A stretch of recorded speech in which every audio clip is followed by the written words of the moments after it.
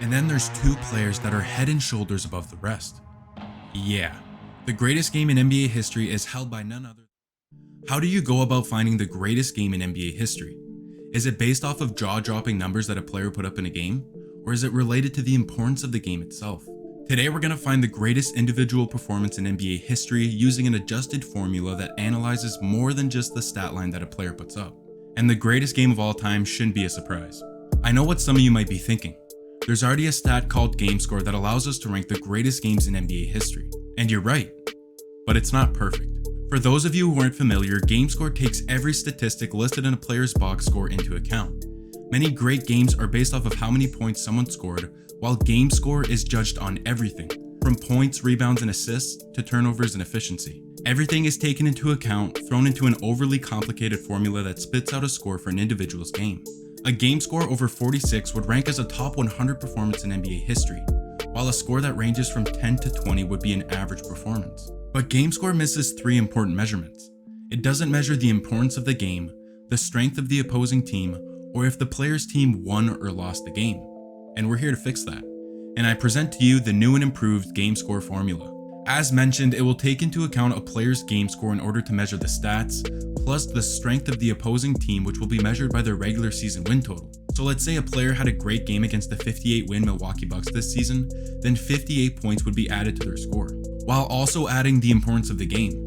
A 40-point game during the regular season is nowhere near as important as a 40-point game in the NBA Finals, which is where our scoring system comes in. If the performance was during the regular season, 10 points will be added. If it was in the first round of the playoffs, it's worth 15, the second round is worth 20, the conference finals is worth 25 points, and the NBA Finals is worth a big ol' 40 points. And lastly, the point of basketball is to win. So if a very great performance was capped off in a win, 20 points will be added to their total score. But if it resulted in a loss, 0 points will be added to their total. So now that we got that figured out, how do some of the greatest games in NBA history rank with our new and improved game score formula? This past season, Luka Doncic dropped the first ever 60-point, 20-rebound triple-double in NBA history, accounting for a game score of 56.3. The performance was done during the regular season against a 47-win Knicks team known for their defense. The legendary performance resulted in a win and an addition of 20 points, resulting in a final score of 133.3. The second highest scoring performance in NBA history belongs to Kobe Bryant. His historic 81-point performance resulted in a game score of 63.5, placing second in NBA history, but it was done against a bottom-feeding 27-win Raptors team during the regular season, which adds just 27 and 10 points to his score. But thanks to Kobe, the Lakers won the game, which accounts for 20 points, giving Kobe a final score of 120.5.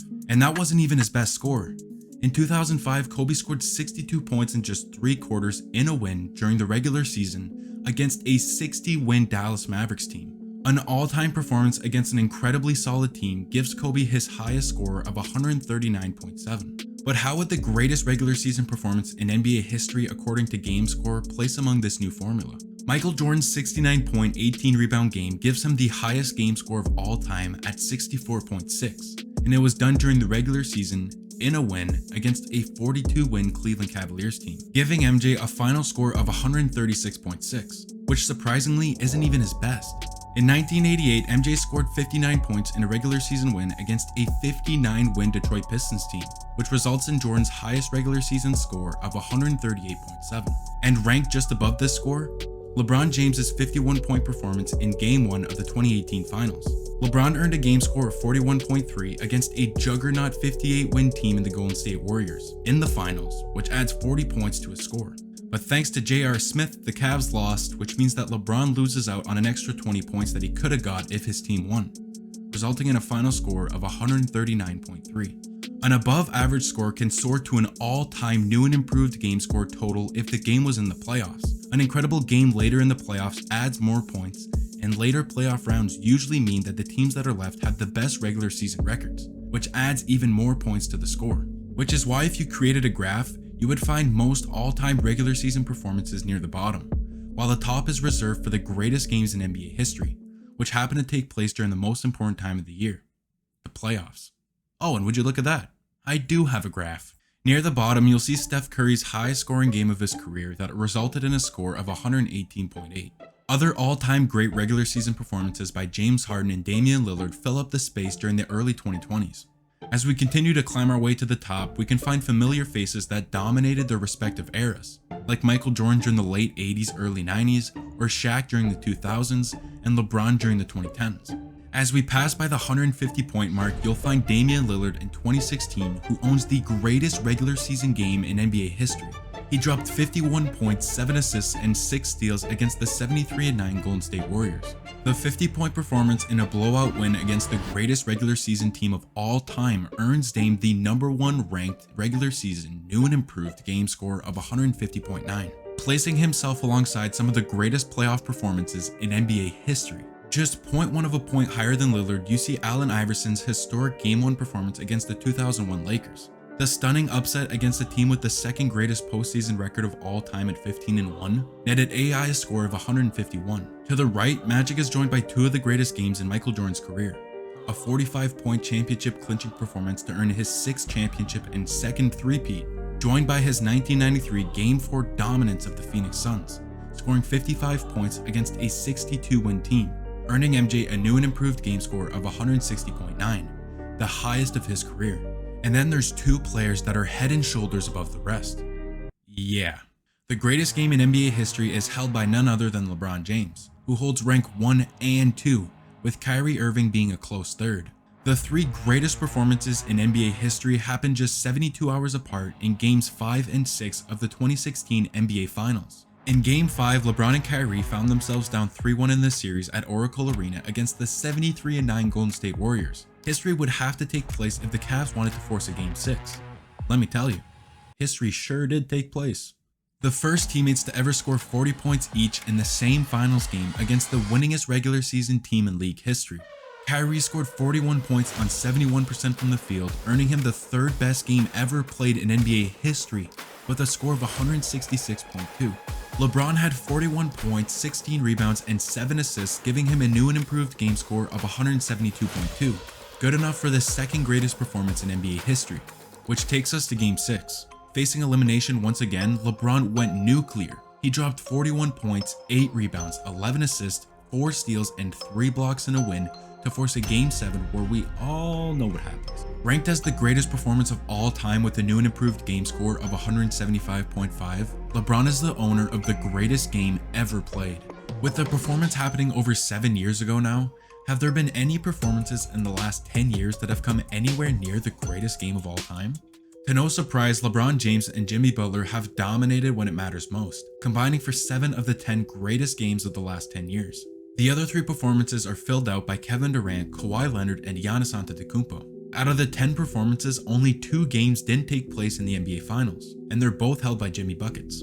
In Game 6 of the 2022 Eastern Conference Finals, Butler willed his team to a win to force a Game 7 against the 51-win Boston Celtics. In these past playoffs in Game 4 against the Milwaukee Bucks, Jimmy was scorching. He scored 56 points in a win against the 58-win Bucks for a season-high score of 141.2. And when we put the 10 greatest games of the last 10 years in order, LeBron's Game 6 Finals performance in 2016 towers over every other performance by at least 16.9 points, with the next closest performance being LeBron again.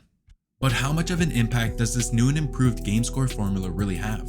And how much has it changed the way that we see all-time historic performances? I grabbed the 10 highest rated NBA performances during the regular season according to game score. We've already mentioned some of these performances, but I'm gonna put them into perspective. This is how they rank with the old game score formula. But here's how they rank with the new and improved game score. It's a completely different list.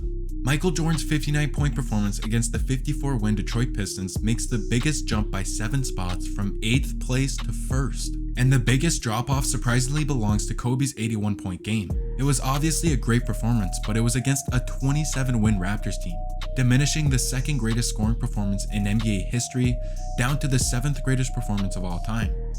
This new equation might need some work. The new and improved game score formula allows us to analyze a player's box score alongside everything that goes into a historic performance. It includes the opposing team, the importance of the game, and the result of the game. But I'm gonna admit it has its flaws.